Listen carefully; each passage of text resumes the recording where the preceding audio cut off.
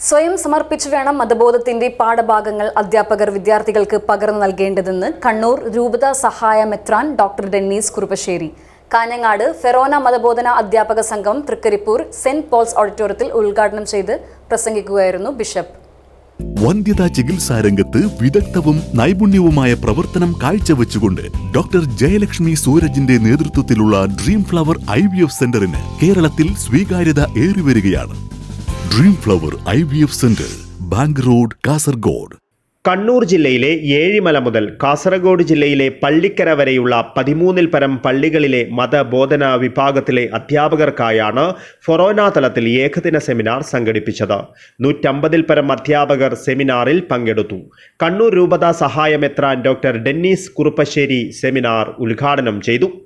സ്വയം സമർപ്പിച്ച് വേണം മതബോധനത്തിന്റെ പാഠഭാഗങ്ങൾ അധ്യാപകർ വിദ്യാർത്ഥികൾക്ക് പകർന്നു നൽകേണ്ടതെന്ന് അദ്ദേഹം പറഞ്ഞു. വചനവും സഭാ നിയമങ്ങളും ജീവിത മൂല്യവും ഒരുമിച്ച് ചേർത്ത് വിദ്യാർത്ഥികളുമായി പങ്കുവയ്ക്കുന്ന അധ്യാപകർ നൽകുന്ന മതബോധന പാഠം മഹത്തരമാണെന്നും ഡോക്ടർ ഡെന്നീസ് കുറുപ്പശ്ശേരി അഭിപ്രായപ്പെട്ടു.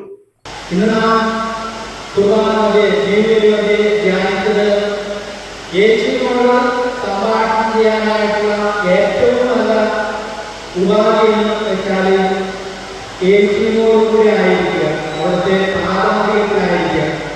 നമ്മൾ സംസാരിക്കണമെന്നില്ല, യേശു തന്നെ നമ്മളോട് പറയുന്നത് ഏതാണ് കേൾക്കാമെന്ന്.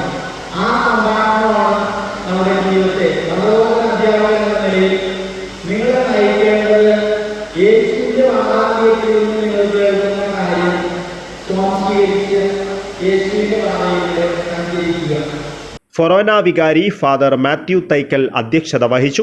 കണ്ണൂർ രൂപത ചാൻസലർ ഫാദർ ആന്റണി കുരിശിങ്കൽ, മതബോധന വിഭാഗം മേഖലാ director father Justin Edathil, Angel Thomas എന്നിവർ സംസാരിച്ചു.